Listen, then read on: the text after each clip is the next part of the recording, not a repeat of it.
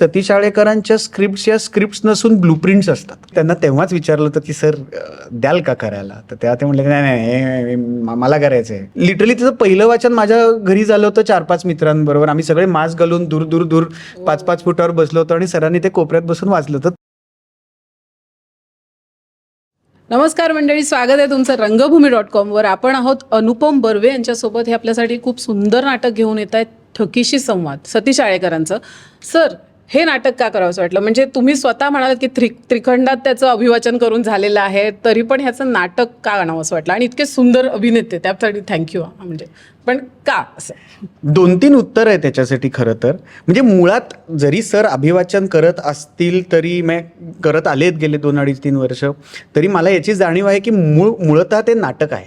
ते नाटकच आहे आणि ते नाटक म्हणूनच सादर व्हावं. आणि ते त्यांनी मुळात लिहिलं होतं लॉकडाऊनमध्ये सगळेच आपण घरात बंदिस्त असताना त्यांचा एक दिवशी ईमेल आला आणि मग फोनही आला की अरे नवं लिहिलंय बघ, काय वाटतंय, कसं वाटतंय. तर ते पहिल्यांदाच वाचल्यावर मी त्या संहितेच्या प्रेमात पडलो. एकतर ती थोर संहिता आहे असं माझी समजूत आहे की ती खरंच great, it's a great script. हे एक असेल, पण दुसरं असं आहे की मी सरांचा विद्यार्थीही आहे. म्हणजे माझ्या नाटकाच्या कारकिर्दीची किंवा जनरली नाटक समजण्याची, नाटक शिकण्याची, नाटक करायला लागण्याची, नाटकात काहीतरी खेळून पडून बघण्याची सुरुवात ही आळेकर सरांबरोबर झाली. त्यांच्या डिपार्टमेंटमध्ये मी होतो, ते माझे गुरु होते. असं सगळं तसं सगळं असल्यामुळे आळेकरांनी एक नवं नाटक लिहिलं आहे हे इतकं एक्साइटिंग होतं माझ्यासाठी. कारण का त्यांचे मी म्हणजे झुलता पूलमधले काही प्रवेश ललित कला केंद्रात असताना करून बघितले होते, किंवा काही परीक्षेच्या इंटरनलच्या याच्यात केले होते. महापूर हे नाटक मी स्वतः ग्रॅज्युएशनचं माझं फायनल प्रोडक्शन म्हणून बसवलं होतं. त्यानंतर मूळ संचातले बेगम बर्वेचे प्रयोग आम्ही रिवाईव्ह केले होते, तेव्हा त्या संचातही मी सरांबरोबर त्यांना असिस्ट करायला, प्रोडक्शन मॅनेज करायला आणि असं सगळं होतं. मधल्या काळात नाटक कंपनीतर्फे आळेकरांनी जेव्हा परत महानिर्वाण बसवलं, त्याही संचात डिझाईन टीममध्ये लाईट्स करायला मी होतो. सो माझं असं आहे की ते आळेकरांची 3-4-5 नाटकं केली असल्यामुळे आणि म्हणजे त्याच्यात सहभागी असल्यामुळे, आणि आता नवं नाटक झालं आहे, तर मी थोडं बिचकत, थोडं लाडानं, थोडंसं एन्थुझियाझमनी त्यांना तेव्हाच विचारलं होतं की सर द्याल का करायला, तर तेव्हा ते म्हटले नाही नाही हे मला करायचं आहे. म्हणून त्यांनी काही ते दिलं नाही. आणि त्यांनी मग काही कारणांनी कदाचित त्यांना त्यांचा तो विचार बदलला असावा, किंवा त्यांच्या वयानुसार सुद्धा त्यांना आता ते थोडंसं कदाचित जड वाटलं असावं. पण त्यांनी काय झालं, त्यांनी लॉकडाऊन असल्यामुळे प्रेक्षागृह बंद होती, आणि तेव्हा काही उभं करून 100 लोकांना तिथे बोलवून आणि खूप महिन्यांनंतर अर्ध्या कपॅसिटीनी गोष्टी चालू झाल्या, पण तोपर्यंत बंद होतं. म्हणून सरांनी असं केलं की सरांनी वाचनं चालू केली की अरे 4-5-6 जण बोलव आणि मी घरी येऊन वाचतो. म्हणजे लिटरली त्याचं पहिलं वाचन माझ्या घरी झालं होतं 4-5 मित्रांबरोबर. आम्ही सगळे मास्क घालून दूर दूर दूर 5-5 फुटावर बसलो होतो आणि सरांनी ते कोपऱ्यात बसून वाचलं होतं. तेव्हापासून मी त्या नाटकाच्या, त्या संहितेच्या प्रेमात आहे. मला ती फार महत्त्वाची स्क्रिप्ट वाटते. त्याच्यात खूप काही म्हणलं जातं, त्याच्या आता खोलात मी जात नाही, कारण का मला वाटतं की प्रेक्षकांनी येऊन ते बघावं आणि स्वतः समजून त्याच्याबद्दल पुढे विचार करावा. पण तेव्हापासून इच्छा होती. आणि मग मागच्या वर्षी असं झालं की मधल्या काळात मग आमची 2-3-4 नाटकं झाली, मग प्रस्थान झालं, उच्छाद मी बसवलं, आणि असं सगळं झाल्यानंतर मग तो एक नाटक बसवण्याचा सूरही लागला होता. आणि त्या स्पर्टमध्येच असताना मग मला वाटलं की परत एकदा विचारावं सरांना की काय सर आता देताय का. आणि ते फनीली इनफ खूप सरप्रायझिंगली लगेचच तयार झाले. ते म्हणले कर. असं झाल्यामुळे मग आमची परत तयारी चालू झाली, आणि तेव्हापासून आता हा काही महिन्यांचा प्रवास. आता 10 तारखेला पहिला प्रयोग. पण काही कानमंत्र किंवा कानाला चिमटा थोडासा सतीश आळेकर सरांनी आधी काही असं एक टिप दिली की हे करताना हे लक्षात ठेव वगैरे असं? सर काहीच टिप्स देत नाहीत. आता सुव्रत जसं म्हणला तसं की त्यांचा स्वतःच्या लिखाणावर इतका विश्वास आहे, आणि ते खरोखरच इतकं अप्रतिमरित्या लिहिलेलं असतं. कित्येक वेळा असं बघण्यात येतं की सतीश आळेकरांच्या स्क्रिप्ट्स या स्क्रिप्ट्स नसून ब्लूप्रिंट्स असतात.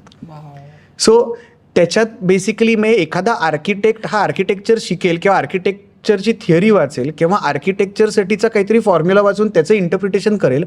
पण खूप कमी वेळा असं होतं की लिटरली तुम्हाला ब्लूप्रिंट मिळते, आणि you just have to build on that blueprint. If you stay true to that blueprint, it will turn out to be a beautiful structure. तसं त्यांचं आहे की ती नाटकं ब्लूप्रिंट म्हणून येतात. आणि म्हणून खेळण्याच्या इन्फायनाईट पॉसिबिलिटीज असतात, त्याच्या इंटरप्रिटेशनच्या असतात, पण सारखी एक ओढ या गोष्टीकडेही राहते की ते जसं आहे ना तसं केलं तर सर्वोत्तम पद्धतीने वर्क होणार आहे. कारण का एक हेही खरं आहे की आळेकरांची सर्वात तुम्ही मोठी आणि सर्वात गाजलेली नाटकं जर बघितली गेलीत 50-1 वर्षातली, तर झुलता पूलपासून शनिवार रविवारपासून मिकी मेमसाबपासून मग ही मोठी म्हणजे बेगम असेल, जास्त गाजलेली महानिर्वाण असेल, महापुरुष असेल, ती सर्व त्यांनी स्वतःनी बसवलेली नाटकं आहेत. आणि ही एक जोखीम वाटतेच आहे की हे नवं नाटक आणि ते आता आपण बसवणार आहोत. तर नाही तुम्ही नक्की, म्हणजे मला कॉन्फिडन्स आहे. उच्छादची मी फॅन आहे, खूपच सुंदर. आणि बाकी म्हणजे बघायचं माझा योग नाही आला, माझं दुर्भाग्य. मी तेही बघेन बाकीची नाटकं, पण मी प्रस्थान पण बघितलं आहे आणि उच्छाद दोन्ही पण उत्तम आहेत. आणि ते म्हणतात तुम्ही की staying true to the script, ते तुम्ही करता आणि ते करणार.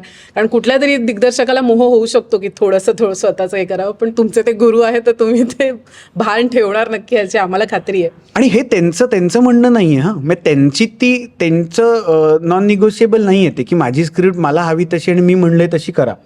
त्यांचं एकदा म्हणलं आता ही तुम्हाला दिली आहे, now it's your cup of tea, now it's your headache, the ball is in your court, तुम्ही ठरवा. ती पुन्हा वाचताना, त्याचा अभ्यास करताना मात्र लक्षात येतं की नाही त्यांनी ते सगळी ब्लू प्रिंटिंग करून ठेवलेलं आहे त्याच्यात.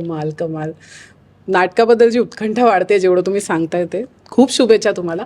आणि गिरिजा ओक आणि सूरज सर आणि गिरिजा मॅम का असं कास्ट करावं असं वाटलं?